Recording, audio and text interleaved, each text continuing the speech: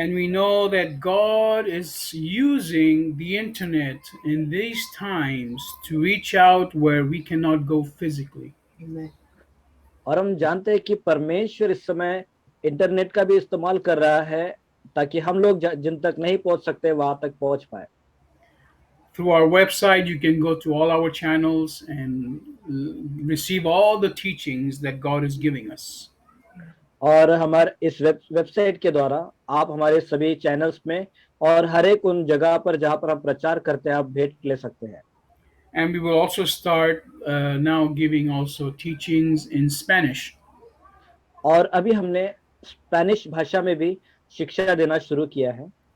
So we encourage you all to join us and to spread the word by sharing whatever we are posting online. और इसीलिए आप सभी को मैं उत्साहित करता हूँ कि कृपया हमारे साथ जुड़िए और परमेश्वर का वचन सीखिए और ऑनलाइन में जो भी वचन हम सिखाते हैं आप दूसरों से भी बांटिए। Many people think they don't need God. बहुत से लोग सोचते हैं कि उन्हें परमेश्वर की आवश्यकता नहीं है। When I'm talking to people in the streets and I go meet them and I give them an invitation to church or a flyer about Jesus Christ, और जब मैं लोगों से मिलता हूँ या फिर कहीं रोड पे खड़ा रहकर जब मैं लोगों को कलीसिया में आने के लिए निमंत्रण देता हूँ या फिर यीशु मसीह के विषय में कोई पर्ची देता हूँ many people reject it and say, no, no, I don't need all these things. तो बहुत से लोग इसका त्याग करते हैं, बोलते हैं कि नहीं नहीं हमें इसकी आवश्यकता नहीं है। They even say that I don't believe in God, I don't believe in anything that has to do with God. और वो इस प्रकार से भी कहते हैं कि हम परमेश्वर पर भरोसा नहीं करते हैं और हर एक उन बातों पर जो परमेश्वर के साथ जुड़ी है हम भरोसा नहीं करते हैं। So I always tell them, well, maybe not for you, but maybe you can give it to someone that might be able to benefit from this. तो मैं उनसे कहता हूँ कि शायद आपके लिए अगर वो नहीं होगा लेकिन आपके द्वारा किसी दूसरों जिसको जरूरत होगी तो उसके लिए ये लाभदायक हो सकता है। God can use anyone to change anyone's life. परमेश्वर जो है किसी का भी इस्तेमाल कर सकते हैं ताकि किसी के भी जीवन में बदलाव को वो ला सके। When I tell this to that person, sometimes they take it because they always know someone that is worse than they are. और जब मैं इस प्रकार से बातें कहता हूँ तो कभी कभी कुछ कुछ लोग दे सकते हैं और जो है उनसे भी बुरे लोग दुनिया में नहीं है। So people always think they are better than other people because maybe they're not suffering with a sickness or they're not in drugs or they're not living a wrong life. और इसलिए काफी सारे लोग जो इस प्रकार से सोचते होंगे कि वे बुरे नहीं हैं क्योंकि वो ड्रग्स नहीं लेते हैं या फिर वो बीमारी से ग्रसित नहीं है या फिर उनके जीवन में कोई बुराइयां नहीं है। And so then they will take the invitation and give it to someone thinking that these people need it.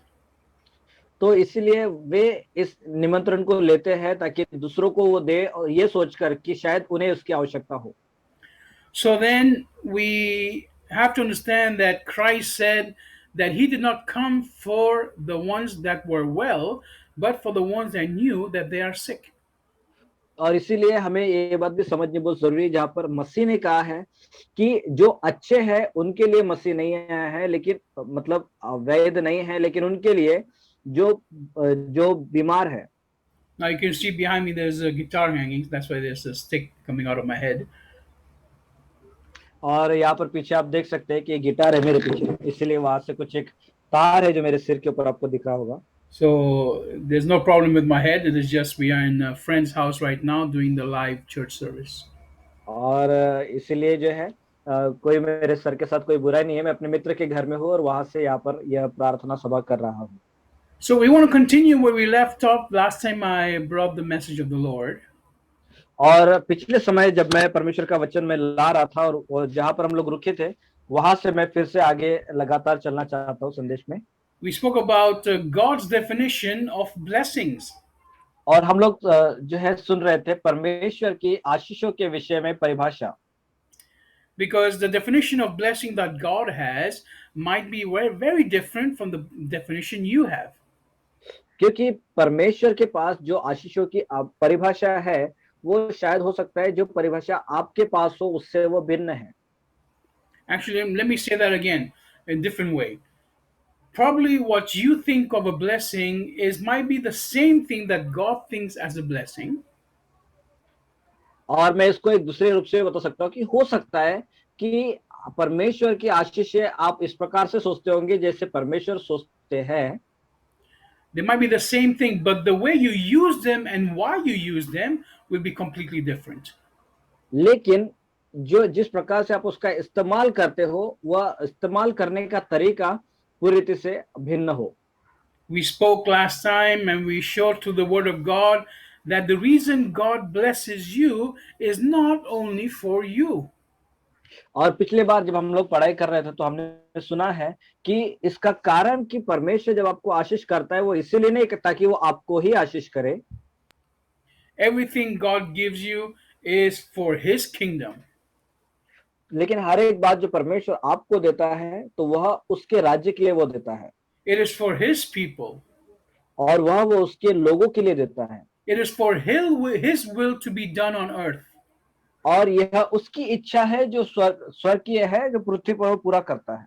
That's why the Bible very clearly says, seek ye first the kingdom of God, and all these things shall be added unto you. और इसीलिए Bible इस प्रकार से कहती है कि सबसे पहले तुम परमेश्वर के राज्य और उसकी धार्मिकता की खोज करो तो बाकी सारी चीजें तुम्हें मिल जाएगी। God is very clear about this over and over again, especially when we also read the blessings of Abraham.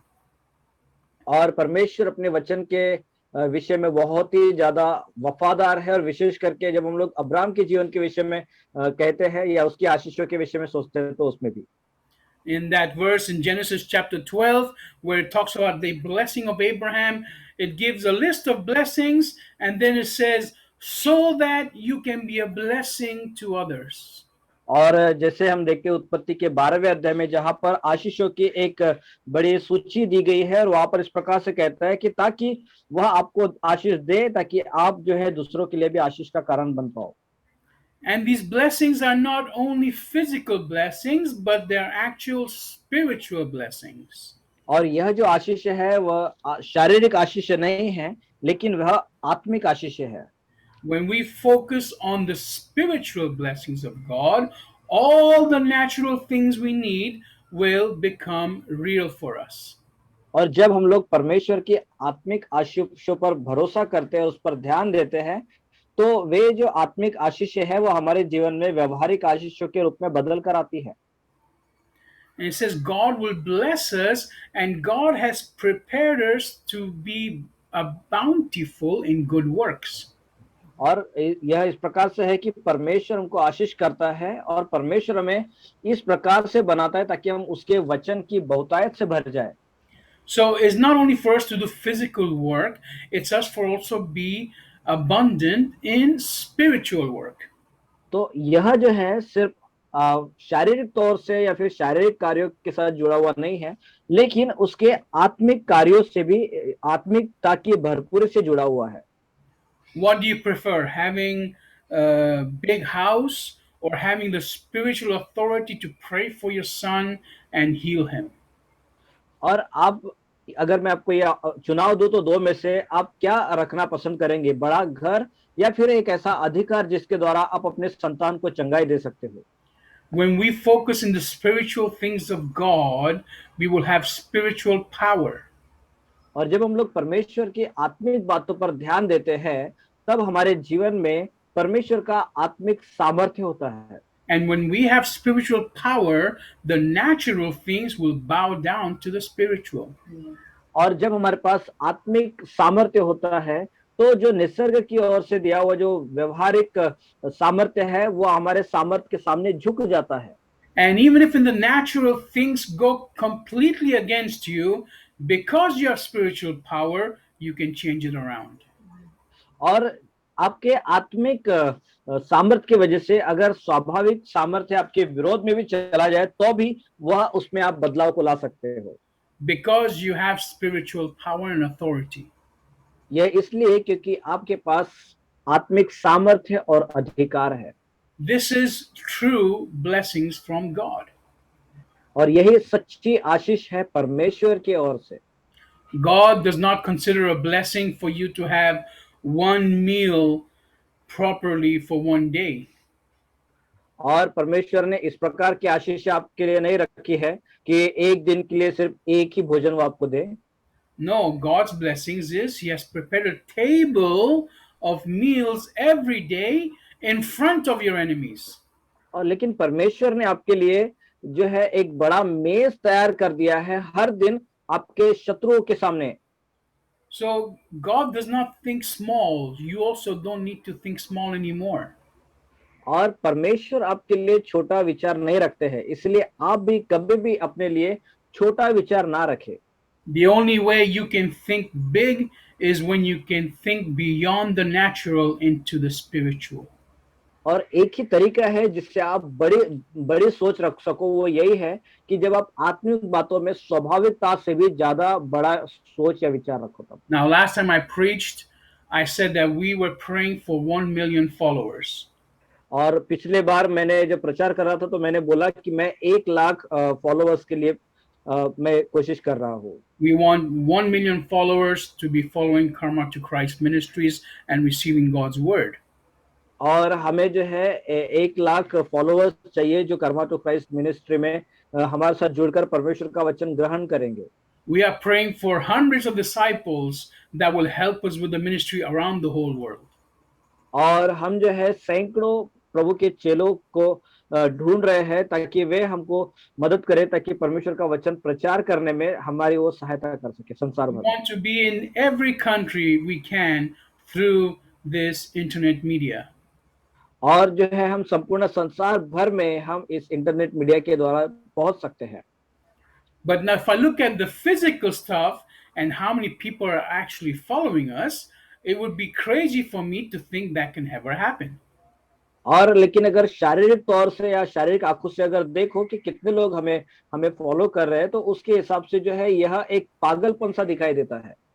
Because if I look at it natural, I'm looking at my power, my words, and my strength.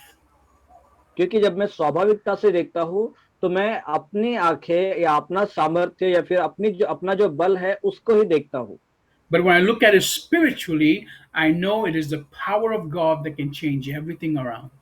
लेकिन जब मैं आत्मिक तौर से देखता हूँ तो यह मैं देखता हूँ कि परमेश्वर का सामर्थ्य है जो इर्द गिर्द रहने वाली सारी चीजों को वो बदल सकता है। This is true blessing. और यही एक सच्ची आशीष है। The Bible says that God brings us profit without toil or without suffering. और परमेश्वर का वचन इस प्रकार से कहता है कि परमेश्वर हमारे जीवन में भलाई को बिना दुख उठाए देता है। In other words, you will probably have to work hard, but your hard work will be multiplied because of the power of God. और एक दूसरे शब्दों में अगर बता जाओ तो आप बहुत सारा कठिन परिश्रम करते हो, लेकिन आपके कठिन परिश्रम को परमेश्वर बढ़ाता है उसके सामर्थ्य के कारण। See, God blesses all our efforts, all our work, and all our sacrifices. और परमेश्वर हमारे सभी कार्यों को और सभी वहां के प्रभाव को और हमारे सभी त्याग बलिदान को आशीष करता है। This is what God considers as a blessing and what we need to consider as a blessing from God. और इन्हीं बातों को परमेश्वर आशीष समझता है और यही बात जरूरी है कि हम भी उसे आशीष के रूप में समझे। We will only receive God's true blessings when God blesses everything we are doing. हम परमेश्वर की सही आशीष उसको ही माने जब जिसे परमेश्वर आशीष करते हैं, वो सब काम जो हम उसके लिए कर रहे हैं। And God will only bless what you're doing when everything you're doing is for Him.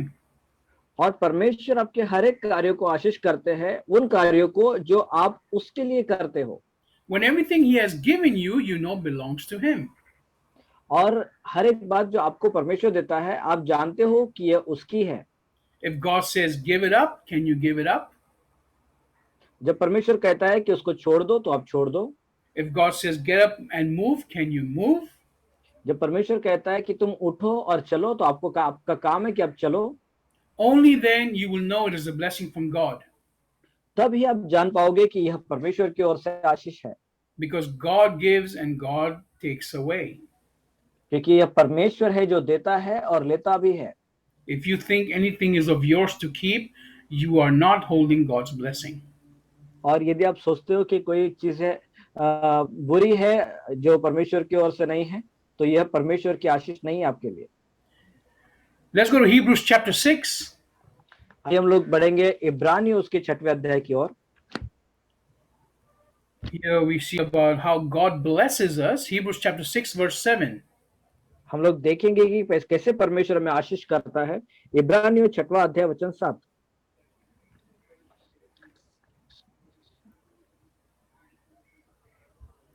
And here it says, for when the ground soaks up the rain that often falls on it and continues producing vegetation useful to those for whom it was cultivated, it receives a blessing from God. क्योंकि जो भूमि वर्षा के पानी को जो उस पर बार बार पड़ता है पी पीकर जिन लोगों के लिए वह ज्योति बोई जाती है, उनके काम का साग पात उपजाती है, वह परमेश्वर से आशीष पाती है। So, the conditions to consider something a blessing from God, first of all, is that the ground receives the water that God sends. तो अगर किसी चीज को आशीष करना, आशीष समझना है, तो उसके लिए सबसे पहले जरूरत है कि हम उसको समझे कि एक भूमि है जो पानी को ग्रहण करती है अपने अंदर में, And then that ground produces a fruit that can actually be used and eaten. और फिर उस भूमि से एक ऐसा फल उपजाती है वह कि जो खाया जा सके। So, you can have the largest field in the world, हो सकता है कि आप संसार में सबसे बड़ी भूमि रखने वाले व्यक्ति हो सकते हो, and the rain falls on it, but the ground is so dry it won't even suck up the rain. और हो सकता है कि बारिश उसके ऊपर गिरे, लेकिन वो जो भूमि है वो पानी को अपने अंदर खींच ना पाए। And maybe there's so many rocks in your ground that nothing can grow in it. और उसके ऊपर बहुत सारे पत्थर या चट्टाने होने की वजह से वहां पर कुछ भी नहीं बढ़ पा रहा है। What is the blessing of that ground then? तो फिर उस भूमि की क्या आशीष रहेगी? So the blessing from God is first of all a blessing that you can receive and you can cultivate. That means you can multiply. तो परमेश्वर की ओर से आशीष वो है कि जब आप उसको प्राप्त करते हो और वह इस योग्य होती है कि वो चीजों को या फिर उसके ऊपर के आशीषों को जो उसके ऊपर बोया गया है वो बढ़ा सके। And how and why do you multiply it? You multiply it so you can give to others. और क्यों आप बढ़ाते हो? ताकि वो बढ़ने के बाद, बहुगुणित होने के बाद आप दूसरों को भी दे सको। There is no point in you having a land that gives you sour fruit. और अगर आपके पास कोई खट्टा फल देने वाला पेड़ हो तो उस भूमि का कोई भी महत्व नहीं है। Now, talking about sour fruit, even sour fruit can be a blessing लेकिन जो खट्टा फल है वो भी आशीष हो सकता है, because God can take that sour fruit and make it into something that people desire and that you can actually market and enjoy. लेकिन परमेश्वर जो है उस खट्टे फल को ले करके कुछ ऐसा बना सकते हैं ताकि उसको लेने के बाद लोग उसका आनंद उठा सके। This morning we were having some breakfast और आज की सुबह हम लोग कुछ ब्रेकफास्ट खाने वाले हैं, and someone brought this orange jam which is very sour. और किसी ने वो नाश्ता खाते समय किसी ने वो एक ऑरेंज का जो संतरे का मुरब्बा है वो लेकर आए जो बहुत ही खट्टा था। And this actually is a very popular jam, orange sour jam, amongst the British people. और जो ब्रिटिश लोगों के बीच में यह जो संतरों का अचार है वो बहुत ही ज्यादा प्रचलित है। Do you know that this orange grows in Spain wild? आपको मालूम है यह जो संतरे है वो जो है स्पेन में बढ़ते हैं बड़े तौर से, And it is not normally cultivated. Normally they are just thrown in the streets and people stomp on it. और यह जो है बोया नहीं जाता, लेकिन नॉर्मली साधारणतः यह मार्गों में इधर उधर फेंका जाता है और लोग उसके ऊपर से चलते भी हैं। But many years ago, somebody started marketing these sour oranges into marmalade. और लेकिन कुछ वर्षों पहले किसी ने इसकी मार्केटिंग करना शुरू किया था। and now it has become one of the most popular jams to be consumed in England. और अभी यह जो है बहुत ही ज्यादा प्रचलित एक जैम बन चुका है इंग्लैंड के शहर में, देश में। And this is wild oranges that most people do not eat over here. और यह जंगली संतरे है जो बहुत से लोग यहाँ पर नहीं खाते। So God can bless us with whatever we have in our hands and make it into a profit. तो हमारे हाथ में जो कुछ भी है परमेश्वर उसको आशीष कर सकते हैं और उसको जो है वो एक लाभ में बदल सकते हैं। The condition for that is you have to understand God's blessings. और लेकिन उसके लिए जो कंडीशन है वो यही है कि आपको परमेश्वर की आशीष समझना है। You have to understand that it is not only for you, but it's for God's people. और आपको यह भी समझना है कि यह सिर्फ आपके लिए नहीं है लेकिन परमेश्वर के लोगों के लिए है। The house God gives you is not only for you, it's for the people that of God that need it. और जो घर परमेश्वर आपको देता है वो सिर्फ आपके लिए नहीं है लेकिन उन लोगों के लिए जो परमेश्वर जो जिनको जरूरत है। Your car is not only for you, it's for those people that God chooses to use the car for. और आपकी जो कार है वो सिर्फ आपके लिए ही नहीं है लेकिन उनके लिए भी है जिसे परमेश्वर चुनता है। The finances and the food you have is not only for you, it's for God to bless those around you as well. और आपके पास जो पैसा या फिर जो भोजन है वो सिर्फ आपके लिए नहीं है लेकिन वो उन सभी के लिए भी है जो उन्हें जरूरत है, आपके इर्द गिर्द जो लोग रहते हैं उनके लिए। Now, another blessing from God is apart from being fruitful with what is given us, और दूसरी आशीष जो परमेश्वर की ओर से है जो परिपूर्ण होना उससे भी बढ़कर है, is that we get the fruits in the right time. वो ये है कि हम सही समय में फल को प्राप्त करते हैं। Ezekiel chapter 34, verse 26. Let's go there. आइए हम लोग यहेजकेल उसका Ezekiel chapter 34, verse 26. 34 अध्याय और वचन 26 को हम पढ़ेंगे।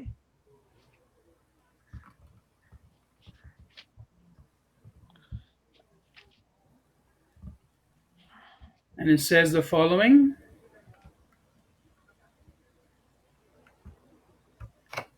It says, I am going to make them and everything that surrounds my hill a blessing. I'll send down the rain at the appropriate time. There will be a rainstorm of blessing. और यह वचन इस प्रकार से कहता है, मैं उन्हें और अपनी पहाड़ी के आसपास के स्थानों को आशीष का कारण बना दूंगा और मेह को मैं ठीक समय में बरसाया करूंगा और वे आशीषों की वर्षा होंगी। You know, if you are a farmer and you have crops, if the rain comes either 1 month too early or 1 month too late, you have lost the whole crops. और यदि आप जानेंगे, यदि आप एक किसान हैं और यदि आपने भूमि में कुछ लगा कर रखा है, फसल लगा कर रखी है और बारिश 1 महीना पहले आ जाए या फिर 1 महीना बाद में भी आ जाए तो आपका बहुत बड़ा नुकसान हो जाता है। So God has to send the rain at the right time when the soil is ready to accept it. और परमेश्वर को बारिश जो है वो सही समय में भेजना बहुत जरूरी है, उस समय जब भूमि वो बारिश को खींचने के लिए या फिर रखने के लिए पूरी तरह से तैयार हो। So instead of asking for God to send the rain, ask Him first to prepare your heart to receive the blessing. तो इससे पहले कि आप परमेश्वर से ये मांगो कि परमेश्वर आपके ऊपर आशीष भेजे, इसके लिए जरूरी है कि पहले आप अपने हृदय को तैयार करें ताकि परमेश्वर अपनी आशीष को वहां पर भेज पाए। Because if God gives you before time, you will not be able to enjoy it and you will lose it. क्योंकि यदि परमेश्वर समय से पहले अगर उसको दे दे तो आप उसका आनंद उठा नहीं पाएंगे और आप उसको खो भी बैठेंगे। And if God gives you a little bit later than what was expected, or you receive it a little bit later, you might not want it anymore. और या फिर परमेश्वर कभी आपको थोड़ा सा देरी से दे दे जो आपने अपेक्षा किया है उससे थोड़ा और देर से, तो शायद से आप इसका आनंद नहीं उठा पाएंगे। But God is never late. लेकिन परमेश्वर कभी भी देर नहीं करते। If it is God's blessing, it will be exactly in the right time. और यदि यह परमेश्वर की ओर से आशीष है तो वह बराबर सही समय पर ही रहेगी। And even if you have uh, gone through a season where you have lost everything and things have turned against you, just by praying and just by holding on to God, you can turn it around. और यदि आप कुछ ऐसे परिस्थिति से भी गुजरे हो जहां पर आपने सब कुछ खो बैठे हैं, तो सिर्फ प्रार्थना के द्वारा परमेश्वर सारी चीजों में बदलाव को ला सकते हैं। This is God's promise in Romans chapter 8, verse 28. और यह परमेश्वर की प्रतिज्ञा है रोमियो 8वां अध्याय वचन 28 में। All things work out for the good of those who love the Lord and have been called according to his purpose. वो यह कि हम जानते हैं कि जो लोग परमेश्वर से प्रेम रखते हैं उनके लिए सब बातें मिलकर भलाई ही उत्पन्न करती है, अर्थात उन्हीं के लिए जो उसकी इच्छा के अनुसार बुलाए हुए हैं। So we have to wait for God for the right season and for the right time to receive the right blessing. तो इसीलिए हमें जरूरत है कि हम परमेश्वर का इंतजार करें सही समय के लिए, सही उस वातावरण के लिए और परमेश्वर की उस सही आशीष के लिए भी। If you run too fast in front of God, you will see yourself completely alone. यदि आप परमेश्वर के सामने बहुत ही तेजी से दौड़ेंगे तो आप देखेंगे अपने आप को पूरी तरह से अकेला। And if you lag behind and go too slow, God will push you forward. और यदि अगर आप पीछे पीछे रहोगे और बहुत ही धीमे चलोगे तो परमेश्वर आपको धक्का देगा आगे के लिए। And you won't like it when God pushes you forward. और जब परमेश्वर आपको धक्का मारते हैं आगे के लिए तो वह आपको पसंद भी नहीं आएगा। But you will be fine. लेकिन आप सही रहोगे। Because you will be under God's covering again. क्योंकि फिर भी आप परमेश्वर की सुरक्षा में ही रहोगे। I remember when I was in business many years ago, bringing things from China. और जब मैं कुछ सालों पहले चाइना में व्यापार में था तब I used to import many items into Spain through my family business.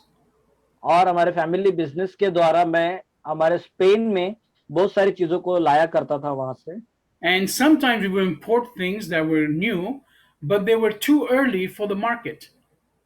और कुछ कुछ चीजें ऐसी थी जो नई थी लेकिन मार्केट के लिए बहुत ही जल्दी आ चुकी थी, ऐसी वो चीजें थी। And it was too early for the market to receive it. और मार्केट में वो चीजें प्राप्त करना बहुत ही जल्दी हो जाता था। I don't know if you have seen the tennis shoes that have wheels underneath them.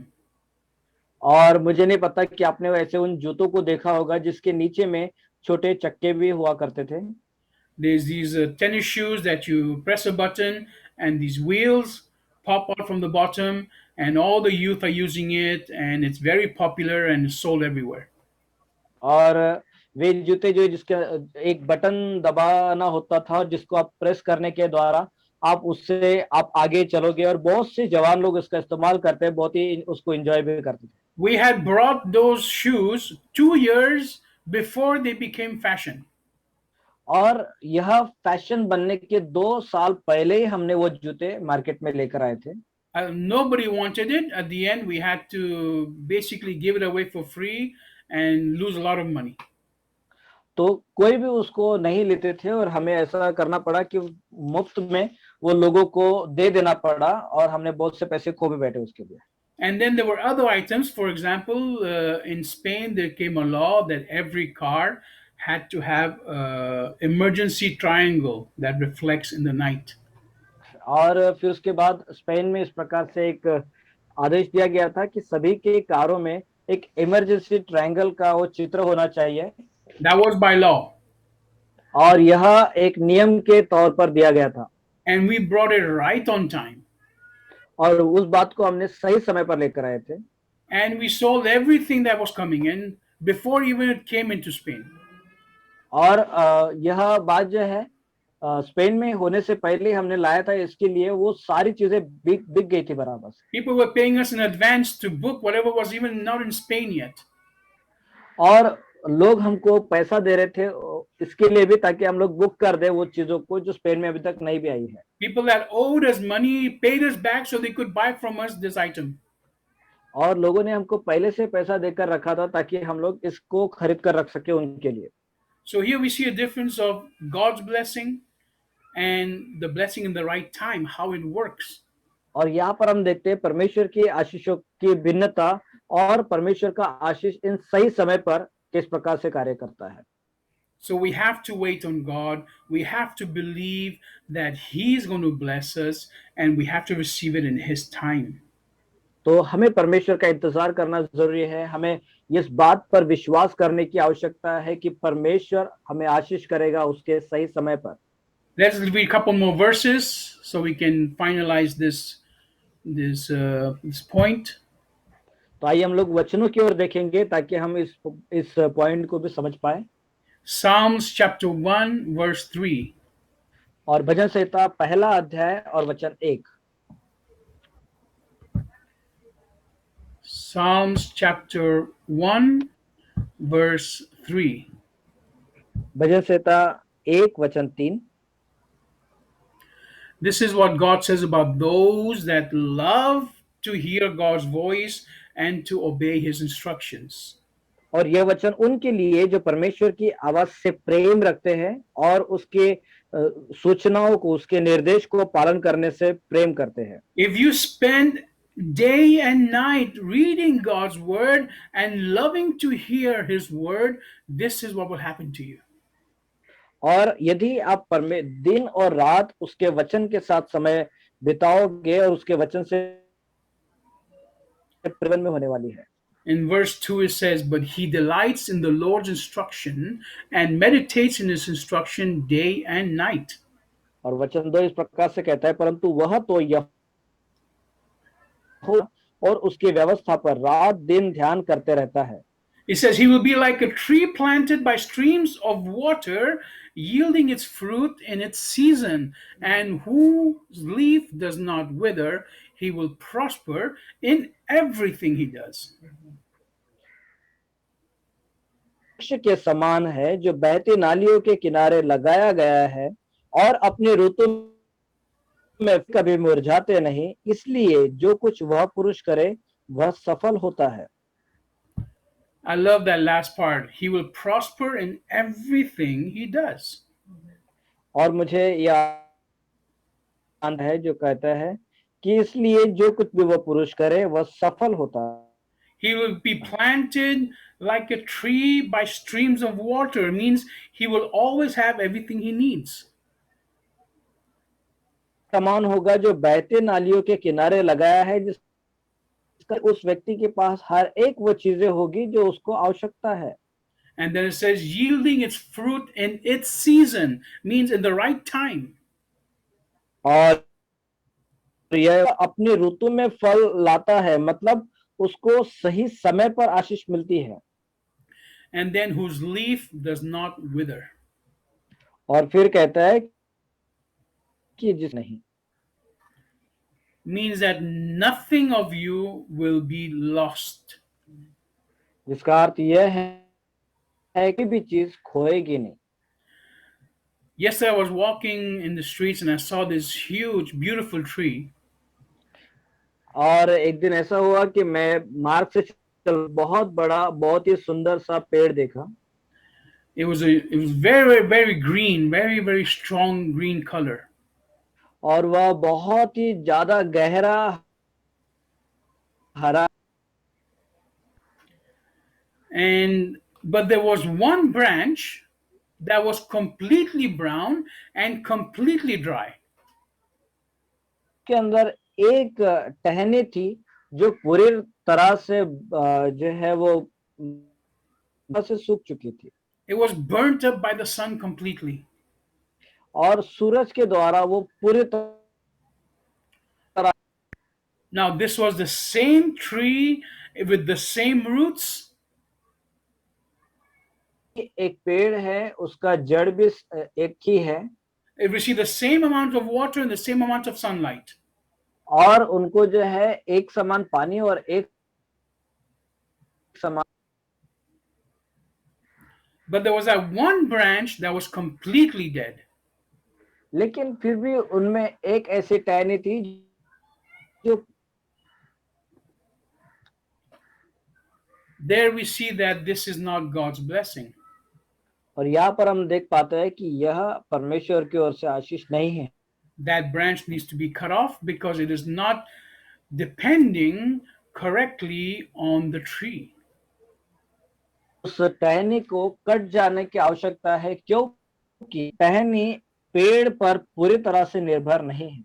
You can work your whole life, and if you're not under God's blessing, you will lose everything. हो सकता है कि आप अपना संपूर्ण जीवन पर विश्वास या निजों को खो बैठ सकते हो। Let's go to Psalms 127, आइए हम लोग देखेंगे भजन संहिता 127 verse 1 and verse 2. वचन 2। It says, unless the Lord builds the house, its builders labor uselessly. Unless the Lord guards the city, its security forces keep watch uselessly. यदि घर को यहोवा न बनाने का परिश्रम व्यर्थ होगा, यदि नगर की रक्षा यहोवा न करे तो रखवाले का जागना। And then verse 2, it is useless to get up early and stay up late, eating the food of exhausting labor. Truly, he gives sleep to those he loves. तुम जो सवेरे उठते और देर करते और दुख भरी रोटी खाते हो, यह सब तुम्हारे लिए वह अपने प्रियो को यो ही नींद प्रदान करता है। So we see here God very clearly says that if we don't do things under his blessing and his timing, it is useless to us. तो यहाँ पर जो है वचन बहुत ही कोई भी चीजें उसके अधीन होकर के नहीं करते हैं तो वे सारी बातें व्यर्थ ही है। That's why it is so important that we understand what does God understand as blessings. है कि हम समझे कि परमेश्वर क्या समझता है कि वो आशीष है। When we understand what God understands as blessings, we will chase those blessings. क्योंकि जब हम लोग यह समझता है तो हम उसके पीछे लगेंगे।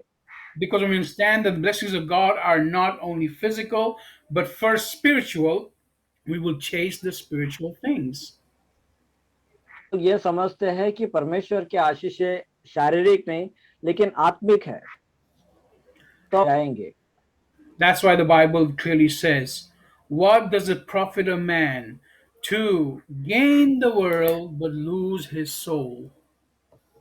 परमेश्वर का वचन इस प्रकार से कहता है कि यदि कोई मनुष्य संपूर्ण संसार को प्राप्त करे तब क्या लाभ होगा। You can have all the riches in the world. आप संसार की सारी संपत्ति को रख सकते हो। You can even sell everything you have and give it to the poor. और हो सकता है कि आप सब कुछ जो आपको दे सकते हो कंगाल को। But if you don't have Jesus Christ in your heart, you will end up separated from God. लेकिन आपके हृदय में अगर ये आपका जो अंत है वो बहुत ही बुरा है। So the most important message I will always preach is not about blessings. तो देश जो मैं हमेशा प्रचार करता हूँ वो यही है, आशीष के विषय में नहीं है। It's not about how good God is. ये इसके विषय में भी नहीं कि परमेश्वर कितने भले हैं, how much he loves you, कि वो आपसे कितना प्रेम करते हैं। What I always preach is that you need Jesus. तो हमेशा प्रचार में करता हूँ वो ये है कि आपको यीशु मसीह की आवश्यकता है। Because you need to secure your eternity with God. क्योंकि आपको जरूरत है कि अपने परमेश्वर के साथ अपने Ask yourself, where will you be in 100 years? आप अपने आप से पूछे कि अगले 100 साल आप कहाँ। I know exactly where I will be. मैं पूरी तरह से जानता हूँ कि मैं कहाँ रहने वाला हूँ। Because according to the Bible, I have given my life to Jesus, and He will make sure I am with Him in heaven in 100 years at least. मैंने अपना जीवन यीशु मसीह को दिया है और मैं जानता हूँ उसके वचन के अनुसार कि मैं 100 साल के लिए उसके साथ तो रहूंगा ही। You have to give your life to Christ if you want to be in heaven. और आपको अपना जीवन यीशु मसीह के हाथ में दे देना है यदि आप स्वर्ग में रहना चाहते हो तो। If you want to be somewhere else, that's your choice. आप कहीं दूसरी जगह पर जाना चाहते हो तो वह आपका चुनाव है, But Christ guarantees that if you surrender to Him as the only living God, you will be in heaven. लेकिन परमेश्वर आपको सुनिश्चितता देता है कि यदि आप उसके हाथ में अपने आप को समर्पण करोगे, यह जानकर कि वही एक जीवित परमेश्वर है, तो वह आपको स्वर्ग में रखेगा। Not only that, but He will come and live inside you right now. और उतना ही नहीं, लेकिन इसी समय वह भी आकर के आपके अंदर में रहेगा, And you will have the spiritual authority to bring heaven down to earth. और आपके पास एक आत्मिक अधिकार रहेगा जिसके द्वारा आप स्वर्ग को पृथ्वी पर ला सकते हो। So I encourage you to follow Jesus. If you want to know how to do that, do contact us through social media. और इसीलिए हम आपको उत्साहित करते हैं कि कृपया यीशु मसीह का अनुसरण करें, और ये आप कैसे करें इसके बारे में और आपको मदद चाहिए तो सोशल मीडिया के द्वारा आप हमसे कांटेक्ट कीजिए। If you are a new believer in Jesus Christ, we will teach you how to get spiritual authority. और यदि आप यीशु मसीह पर नए विश्वासी हैं तो हम आपको सिखाएंगे कि कैसे हम आत्मिक अधिकार प्राप्त कर सकते हो। If you have questions or doubts about Jesus Christ in the Bible, we will try to answer those questions for you. और बाइबल में से अगर आपके पास कोई सवाल या कोई शंकाएं हैं तो हमारे पास आइए, हम कोशिश करेंगे आपको उसके विषय में भी जवाब देने की। And like I read in a book by Sadhu Sundar Singh, और मैंने एक किताब पढ़ी है जो साधु सुंदर सिंह के द्वारा लिखी गई है, and this is what his mother told him when और ये he was still a Hindu. और यह बात वह है जो उसकी माँ ने उसको बताया जब वो हिंदू ही था, तब After तब that, he. he became a Christian, but while he was a Hindu, this is what his mother told him. और उसके बाद वो मसीह बना, लेकिन जब वो हिंदू था उस समय पर उसकी मम्मी माँ ने उससे कुछ बात कही थी। He said, when everything fails, call on Jesus. उसने इस प्रकार से कहा था कि जब सारी चीजें खत्म हो जाए या फिर हार जाए, असफल हो जाए, तो आप यीशु को आवाज दो। So I encourage you today just to stay strong, stay faithful to the Lord, and you will see a change very soon in your life. और मैं आप सभी को उत्साहित करना चाहता हूँ कि आप दृढ़ रहे, अपने जीवन में बहुत ही सकारात्मक रहे, और आपके जीवन में बहुत ही जल्दी परमेश्वर बदलाव को लेकर आएंगे। God loves you, and God has a plan for everything. Just you have to surrender your life to Jesus. और परमेश्वर आपसे प्रेम करते हैं, और परमेश्वर ने आपके विषय में अच्छी योजना बनाकर रखी है। आपको सिर्फ इतना करना है कि अपना जीवन उसको समर्पित कर देना है। God bless you. और परमेश्वर आपको आशीष दे।